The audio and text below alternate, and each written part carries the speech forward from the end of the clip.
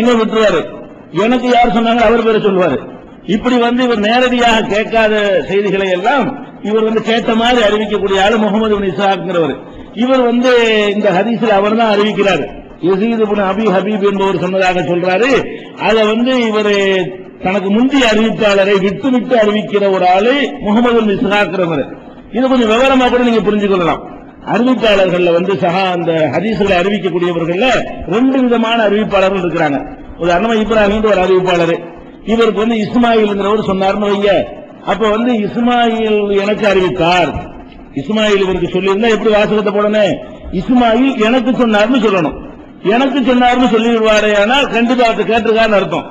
அப்படி சொல்லாம இஸ்மாயில் சொன்னாரு எனக்கு சொன்னார்னு சொல்றது இல்ல, இஸ்மாயில் சொன்னாரு அப்படின்னு அறிவிக்கக்கூடிய அறிவிப்பாளர்களும் இருக்கிறாங்க. ரெண்டுக்கு வித்தியாசம் இருக்கிறது. இஸ்மாயில் எனக்கு சொன்னார் என்று சொன்னால் நான் அவரை பார்த்திருக்கிறேன் அர்த்தம், அவர்கிட்ட நேரடியாக கேட்டிருக்கிறேன் அர்த்தம், எங்க ரெண்டு பேருக்கு சந்திப்பு இருந்திருக்கு அர்த்தம். இஸ்மாயில் எனக்குங்கிற வார்த்தை எடுத்து இஸ்மாயில் சொன்னார்னு சொன்னா அது பார்த்திருக்கின்ற அவசியமே கிடையாது. இப்ப நான் கூட என்ன செய்யலாம், காந்தி சொன்னார்னு உங்களுக்கு சொல்லலாம். ஏன் காந்தி சொன்னார், ரசூலுல்லாஹ் சொன்னார்னு நான் சொல்லலாம். ரசூல் ஸல்லல்லாஹு அலைஹி வஸல்லம் சொன்னாங்க 1400 வருஷம் ஆச்சு, நான் என்ன சொல்றேன் உங்கள்கிட்ட, ரசூலுல்லாஹ் சொன்னாங்க, நானா ரசூலுல்லாஹ் பார்த்தேன், ரசூலுல்லாஹ் எனக்கு சொன்னார்கள் சொல்ல முடியுமா? ரசூலுல்லாஹ் சொன்னார்கள் நான் அறிவிக்கலாம், அபூபக்கர் சொன்னார்னு அறிவிக்கலாம், உமர் சொன்னார்னு அறிவிக்கலாம். ஏன்னு கேட்டா எனக்கு சொன்னார் நான் சொன்னேன், எத்தனை பேர் இடையில இருந்திருப்பாங்க அப்படின்னு சொல்ல முடியுமா இல்லையா? அப்ப அறிவிக்கிறவங்க எப்படி அறிவிக்கணும்னு கேட்டா எனக்கு சொன்னார் இந்த வார்த்தை என்ன செய்யணும், அவங்க சொல்லணும். இந்த முகமது பின் இஸ்ஹாக் என்ன பண்றாருன்னு கேட்டா எனக்கு சொன்னார்னு சொல்லாம யஸீத் இப்னு ஹபீப் சொன்னாருங்கிறார். அப்படி சொல்ற காரணத்தினால இந்த முகமது பின் இஸ்ஹாக்குடைய அறிவிப்பு என்ன செய்ய மாட்டாங்க, ஏத்துக்கிற மாட்டாங்க. ஆட்களை விட்டு அறிவிப்பாரு. இவர் நேரவே கேட்டிருக்க மாட்டாரு, கடைசி உள்ளார போய் சொல்லுவாரு. இவர் யாரை நேரடியா பார்த்தது இல்லையோ, யாரை கேட்டது இல்லையோ அவங்க பேரை சொல்லுவார், நடுவில் 3 பேர் விட்டுருவாரு, நடுவில் 2 பேரை விட்டுருவாரு. இவர் அறிவிக்கிற ஆட்களை பாத்தீங்கன்னா இவருக்கும் அவருக்கும் காலமே ஒத்துக்கிறாரு, ரொம்ப பின்தங்க நாளா இருப்பாரு. அந்த மாதிரியான ஒரு ஆள் வழியாக வருதுங்கிறது ஒரு காரணம். 2வது காரணம், நீங்களே இதை பாருங்க, இருக்கிற 5 பேரை 3 சொப்பு வைக்கணுங்கிற அர்த்தத்திலே இருக்குது. அதுல என்ன இருக்குது, எந்த ஒரு மனிதனுக்கு 3 சபு அளவுக்கு மக்கள் தொழுகிறாங்களோ அவங்களுக்கு சொர்க்கம் உறுதியாச்சுன்னு சொன்னா அன்றைக்கு இருந்த அந்த மஸ்ஜித் நபவியில அந்த பள்ளிவாசல்ல 3 சப்பு நிறைய அளவுக்கு மக்கள் வரணும்னு அர்த்தம். மக்கள் அந்த அளவுக்கு வரணும்னு அர்த்தமா, அல்ல இருக்கிற 3 பேர் வந்தாலும் ஒவ்வொரு ஆளும் நிப்பாட்டி 3 சப்பு ஆக்குன்னு அர்த்தமா? 3 சப்பு அளவுக்கு மக்கள் வரணும். அதிகமான மக்கள் வந்தார்களே ஆனால் அவங்களுக்கு அதிக துவா கிடைக்கிறதுனால அவங்களுக்கு ஒரு கூடுதல் நன்மை கிடைக்கும். இதை புரிஞ்சுக்கிறதுக்கு அகமதுல வரக்கூடிய ஒரு அறிவிப்பு எப்படி வருதுன்னு கேட்டா, மாமின் மூமினின் யமூத்து, ஏதாவது ஒரு மூமின் இறந்து விடுவானேயானால் போய் சல்லி அலைஹி உம்மத்தும் மினல் முஸ்லிமீன், முஸ்லிம்களில் ஒரு பெரும் சமுதாயம் அவருக்கு தொழுகை நடத்துகிறது.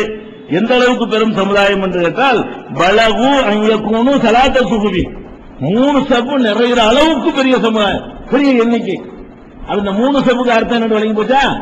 3 சப்பு மட்டும் அந்த ஹதீஸ்ல வருது. இந்த ஹதீஸ்ல என்ன வருது, ஒரு பெரிய கூட்டம் தொழுவன்னு. அந்த கூட்டம் எவ்வளவு பெருசா இருக்குன்னு, மஸ்ஜித் நபவி இருக்குத ரசூலுல்லாஹ்வுடைய பள்ளிவாசல், அதுல 3 சப்பு நிறைகிற அளவுக்கு ஒரு பெருங்கூட்டம் தொழுவார்களேயானால் அவர்களுக்கு உறுதியாகிவிட்டது என்றுதான் ரசூல் ஸல்லல்லாஹு அலைஹி வஸல்லம் இன்னொரு சொல்றாங்க. அதனால 3 சப்பு அளவுக்கு மக்கள் வந்தால் நல்லதுன்னு சொல்லலாமே தவிர இருக்கிற 2 பேரே 3 சப்பு ஆக்கணுங்கிறதுக்கு 2 பேர் வந்தா 3 சப்பு ஆக்குவாங்க, 3 பேர் வந்தா என்ன செய்வாங்க, ஒரு சப்புக்கு ஒரு ஆளை போட்டு விட்டுருவாங்க. வந்தவர் 2 பேர்னு சொன்னா 3 சப்பு ஆக்க இயலுமா? அப்படி ஆக்குறது அந்த மாதிரி கிடையாது. அந்த அர்த்தம் தப்பா விளங்கிட்டு இருக்கிறாங்க என்பதை விளங்கிக்கிறன்னு ஒண்ணு.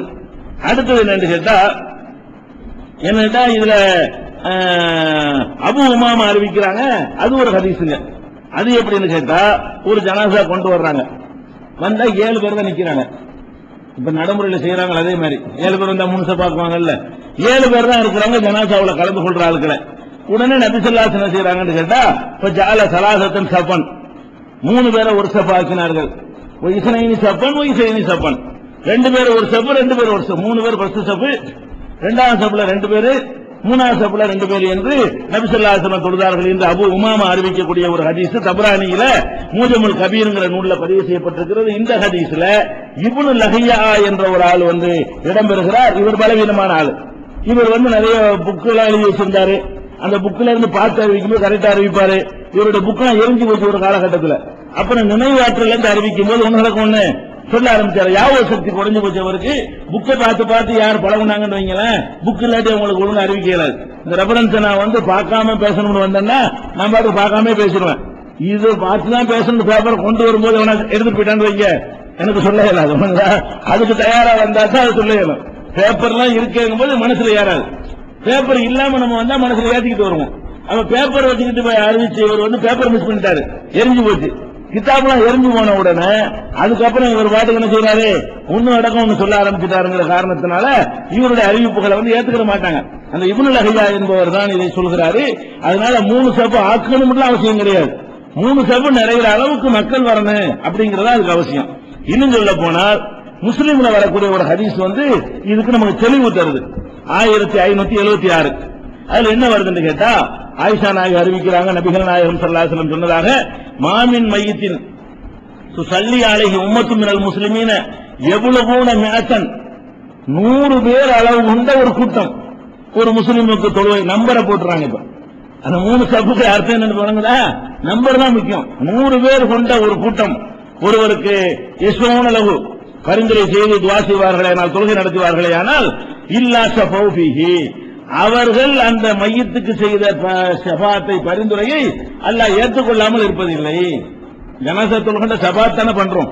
ஜனாசா தொழுகைங்கிறது நம்ம ருக்கு செய்தாவா செய்யறோம். ஜனாசா தொழுகையில் நம்ம கேட்கறது என்ன, மூத்தா போன ஆளுக்காக வேண்டி அல்லாஹ்ட்ட ஒரு ரெக்கமெண்ட் தான் பண்ண போறோம். அந்த துவாவை பார்க்கணும், துவா நாம சொல்லுவோம். அந்த துவாவை பார்க்கும் பொழுது உங்களுக்கு தெரியும். அந்த மாதிரி ஒரு 100 பேர் கொண்ட கூட்டம் கூடி இவரை மன்னிப்பாயாக, ஒரு சுகத்தை கொடுப்பாயாக, கபர் வேதனை இலாசாக்குவாயாக அப்படின்னு பரிந்துரை செய்வார்களேயானால், துவா செய்வார்களேயானால் அவன் விஷயத்தில் அவர்கள் செய்த துவா ஏற்றுக்கொள்ளப்படும். அப்ப நம்பர் அதிகரிக்கிறது நல்லது. நம்பர் அதிகரிக்கிறதுக்காக வேண்டி சொல்லி அனுப்பலாம். அதிகமான பேர் ஒருத்தருக்கு தொழுவிக்கிறது விரும்பணும், அதுக்குரிய ஏற்பாடுகளை நம்ம செய்யலாம். அதே மாதிரி ஆனா 100 சரியான 100 இருக்கணும். 100 என்னது, அதை ரசூல் ஸல்லல்லாஹு அலைஹி வஸல்லம் விளக்கிடுறாங்க. உன்னோட கொண்டு இந்த மாதிரிலாம் வரும்ல காலம், பேருக்கு முஸ்லீமா இருப்பாங்க, அல்லாஹ் இணை கற்பிப்பாங்க. உங்களெல்லாம் ஒரு கணக்கா, இணை கற்பிக்க சிறுக்கு வைக்கிற எல்லாம் ஒரு கணக்கில் வருவாங்களா? 3/4 பேர் சிறுக்கு வைக்கிறார்கள் மாறிட்டு வருது அல்லாஹ்வுடைய கிருபையினால. எல்லாம் கபர் வணங்கக்கூடியவர்களும் பேருக்கு முஸ்லீமா இருந்துகிட்டு நான் ஒரு ஆண்டவரை மைந்தன் ஆண்டவர் உங்களெல்லாம் போய் அல்லாஹ் ரெக்கமெண்ட் பண்ணி இந்த ஜனாசா ஏதாவது கிடைக்குமா? கிடைக்காது தானே. அதுக்காக ரசூல் ஸல்லல்லாஹு அலைஹி வஸல்லம் என்ன செய்யறாங்கன்னு கேட்டா, இன்னொரு சந்தர்ப்பத்தில் சொல்றாங்க. என்ன சொல்றாங்கன்னு கேட்டா, மாமின் ரஜுலின் முஸ்லிமின் யமூத்து, ஒரு முஸ்லிம் இறந்து விடுவானேயானால் ஃபயக்கும் அலா ஜனாசத்திஹி 40 ரஜுலன், அவருடைய ஜனாசாவில் ஒரு 40 பேர் நின்று சொல்வார்களேயானால், அந்த 40 எப்படி இருக்க வேண்டும் என்றால், லா யுஷ்ரிகூன பில்லாஹி ஷையா, அல்லாஹ்வுக்கு எதையும் இணையாக்காமல் இருக்கணும். காயத்து போடாம இருக்கணும், தர்காவுக்கு போகாம இருக்கணும், அவுலியாவின் கூப்பிடாம இருக்கணும், நல்லது கெட்டது அவங்கள்ட்ட கேட்காம இருக்கணும், கொடிமரத்தை வணங்காம இருக்கணும்.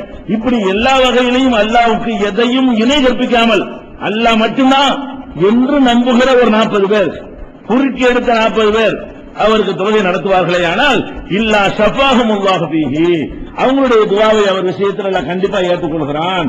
அதனால நம்ம என்ன செய்யணும், நல்ல ஏகத்துவ நம்பிக்கை உள்ள மக்களுக்காக சொல்லி ஒரு 40 பேராவது கூட்டுறதுக்கு முயற்சி பண்ணலாம். நம்ம குடும்பத்தில் யாராவது இறந்து போயிட்டாங்கன்னு சொன்னா, நல்ல தௌஹீத் கொள்கையில உறுதியா இருக்கக்கூடிய மக்கள் ஜனாசா கல்யாணத்துக்கு கூப்பிடுறோமா இல்லையா, 40 பேரை ரசூலுல்லாஹ் ஆர்வம் ஊட்டுறாங்கன்னு சொன்னா, 100 பேர் ஆர்வம் ஊட்டுறாங்கன்னு சொன்னா அதுக்கு உழைக்கிறான்னு அர்த்தம். ஆர்வம் ஊற்ற ஒரு விஷயத்துக்காக வேண்டி உழைக்கிறது தப்பு இல்லையில, அதுவாக கூட வகையில அவர் எல்லாத்துக்கும் நம்ம தான் போய் சொல்லணும். 40 பேர் வரணும்னு சொன்னா ஒரு 100 பேருக்கு 200 பேருக்கு சொன்னாலும் 40 பேர் வருவாங்க, ஒரு 500 பேருக்கு சொன்னாலும் 100 பேராச்சும் வருவாங்க. அப்ப நம்ம இறந்து போனவர்களுக்கு அந்த துவாக்கள் கிடைக்க வேண்டும் என்று சொன்னால் நல்ல தௌஹீதுல நல்ல பிடிப்பு உள்ளவங்க, கொள்கையில உறுதியா இருக்கிறவங்க என்று நமக்கு உள்ளத்துல நமக்கு தெரியாது, வெளிப்படையா உள்ள நமக்கு தெரியும்ல.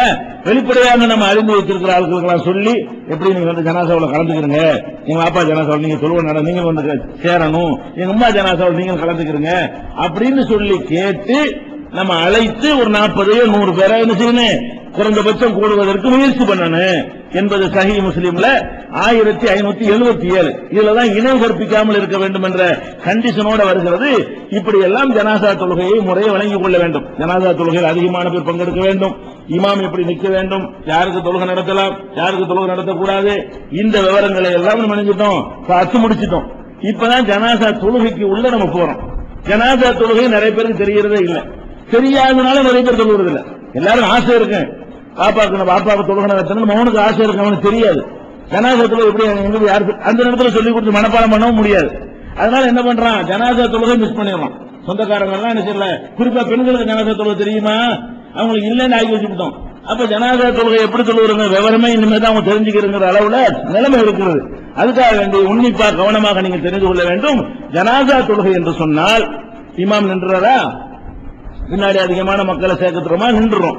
இமாம தலைக்கு நேரவோ வயிற்றுக்கு நேரம் நிக்கிறாரு. நின்ற உடனே ஃபர்ஸ்ட் என்ன பண்ணணும்னு கேட்டா, ஜனாசா தொழுகைக்கு 4 தக்பீர் சொல்லணும்.